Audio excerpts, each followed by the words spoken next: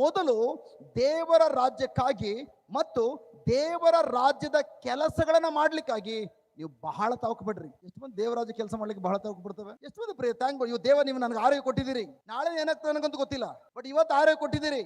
But ನಾಳೆ ಏನಾಗ್ತದೆ ನನಗೆ ಗೊತ್ತಿಲ್ಲದೆ ಹೋದ್ರೂ ಕೂಡ, ನಾಳೆ ಒಂದು ವೇಳೆ ಯಾವುದೇ ರೋಗ ನನ್ನ ಜೀವನದಲ್ಲಿ ಬಂದರೂ ಕೂಡ ಆ ರೋಗವನ್ನು ನಾನು ಅನುಭವಿಸದೆ ಇವತ್ತು ಮತ್ತೊಬ್ಬರ ಜೀವನದಲ್ಲಿ ಹೋಗಿ ನನಗೆ ಆರೋಗ್ಯ ಹೊಂದ್ಕೊಂಡಿದ್ದೇನೆ, ನಾನು ಆರೋಗ್ಯದ ಬೀಜವನ್ನು ಬಿತ್ತನೆ ಮಾಡುವಾಗ ನಾಳೆಗೆ ನಾನು ಆರೋಗ್ಯದ ಫಲವನ್ನು ಹೊಂದ್ಕೊಳ್ಳಿಕ್ಕಾಗಿ ಇವತ್ತು ಹೋಗಿ ಮತ್ತೊಬ್ಬರ ಜೀವನದಲ್ಲಿ ಆರೋಗ್ಯ ಬೀಜ ಬಿತ್ತನೆ ಮಾಡ್ತೀನಿ ಅಂತೇಳಿ ಎಷ್ಟು ಮಂದಿ ಪ್ರಿಯರೇ ದೇವರಾಜ್ಯದ ಕೆಲಸಕ್ಕಾಗಿ ತಾವು ಪಡ್ತಾ ಇದ್ದೀರಿ?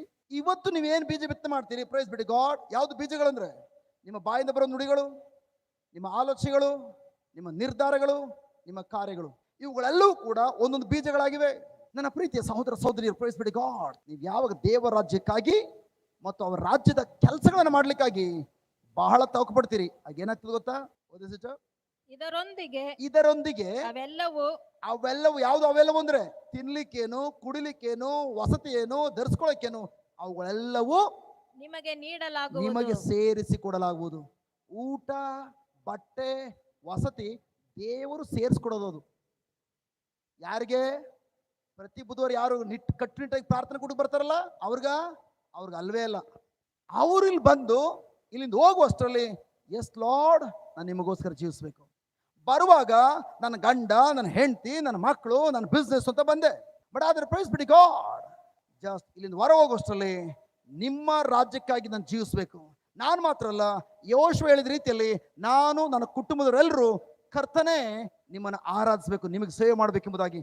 Thank god. ನನ್ನ ಪ್ರಿಯ ಸಹೋದರ ಸಹೋದರಿಯರೇ, ಈ ಮೈಂಡ್ ಸೆಟ್ ಅನ್ನ, ಮನಸ್ಥಿತಿಯನ್ನ ನೀವು ಸೆಟ್ ಮಾಡ್ಕೊಂಡು ಇಲ್ಲಿ ಹೊರಗಡೆ ಹೋಗೋದಾದ್ರೆ ನಿಮ್ಮ ಊಟ, ಬಟ್ಟೆ, ವಸತಿ ಅಗತ್ಯಗಳ ಬಗ್ಗೆ ನೀವು ಚಿಂತನೆ ಮಾಡಬೇಕಾಗಿಲ್ಲ. ಡ್ಯಾಡಿ ಹೇಳ್ತಾರೆ, ಎಲ್ಲವನ್ನ ನೀ ನನ್ನ ಮಗುವಾಗಿರೋದ್ರಿಂದ ಎಲ್ಲವೂ ನಿಮ್ಗೆ ಸೇರಿಸ್ಕೊಡಲಾಗುವುದು. ನನ್ನ ಪ್ರೀತಿಯ ಸಹೋದರ ಸಹೋದರಿಯರು, ಪ್ರೈಸ್ ಬಿಡಿ ಗಾಡ್. ನಾನು ನಿಮ್ಗೇನು ತಿಳಿಯಪಡಿಸ್ತೇನೆ ಅಂತಂದ್ರೆ, ನೀವು ಯಾವಾಗ ದೇವರಿಗಾಗಿ ಅವರ ರಾಜ್ಯದ ಕಾರ್ಯಗಳು ಮಾಡ್ಲಿಕ್ಕಾಗಿ, ದೇವ ಇವತ್ತು ನನಗೆ ಬೆಳಿಗ್ಗೆ ನನ್ನ ತಟ್ಟಿ ಎಬ್ಬಿಸಿದಿರಿ, ಜೀವ ಕೊಟ್ಟು ಎಬ್ಬಿಸಿದಿರಿ, ಯಾತಕ್ಕಾಗಿ? ನನಗೆ ಈ ಬೆಳಗಿನ ಸುಪ್ರಭಾತದಲ್ಲಿ ನನಗೆ ಜೀವ ಕೊಟ್ಟು ಎಬ್ಬಿಸಿದಿರಿ. 24 ಗಂಟೆಗಳಲ್ಲಿ ನಿಮ್ಮ ಯೋಜನೆ ಏನು? ನಿಮ್ಮ ರಾಜ್ಯದ ಯಾವ ಕಾರ್ಯ ನಾನು ಮಾಡಬೇಕಾಗಿದೆ? ಪ್ಲೀಸ್ ನನಗೆ ತಿಳಿಯಪಡಿಸಿ. ನನಗೆ ವಯಸ್ಸಾಗೋಯ್ತು, ನನಗೆ ರಿಟೈರ್ಮೆಂಟ್ ಆಗಿದೆ, ನಾನು ಕೂತ್ಕೊಂಡು ಏನು ಮಾಡಲಿ? ಹಲೋ, ರಿಟೈರ್ಮೆಂಟ್ ಆಗಿ ನೀವು ಬೆಳಗ್ಗೆ ಎದ್ದಿದ್ದೀರಿ ಅಂದರೆ ನೀವು ದೇವ ರಾಜ್ಯದಲ್ಲಿ ಇನ್ನೂ ರಿಟೈರ್ಮೆಂಟ್ ಆಗಿಲ್ಲ. ರಿಟೈರ್ಮೆಂಟ್ ಆಗಿದ್ರೆ ಟಿಕೆಟ್ ರೆಡಿ ಆಗ್ತಾ ಇತ್ತು. ಈ ಲೋಕದಲ್ಲಿ ರಿಟೈರ್ಡ್ ಆಗಿರ್ಬೋದು, ಬಟ್ ಪ್ರೈಸ್ ಬಿಡಿ ಗಾಡ್, ತಂದೆ ಲೋಕದಲ್ಲಿ ನೀವು ರಿಟೈರ್ಡ್ ಆಗ್ಲಿಕ್ಕೆ ಸಾಧ್ಯ ಇಲ್ಲ. ತಂದೆ ಇವತ್ತು ಬೆಳಗ್ಗೆ ನಿಮ್ಗೆ ಜೀವ ಕೊಟ್ಟಿದ್ದಾರೆ ಅಂತಂದ್ರೆ ಅದರ ಹಿಂದೆ ಏನೋ ಒಂದು ಉದ್ದೇಶ ಇದೆ. ಪ್ಲೀಸ್ ಕೇಳಿ, ಲಾರ್ಡ್ ಈ ದಿನ ಜೀವ ಕೊಟ್ಟಿದ್ದೀರಿ, ಈ ದಿನದಲ್ಲಿ ನಾನು ನಿಮಗೋಸ್ಕರ ಏನು ಕಾರ್ಯ ಮಾಡಬೇಕು?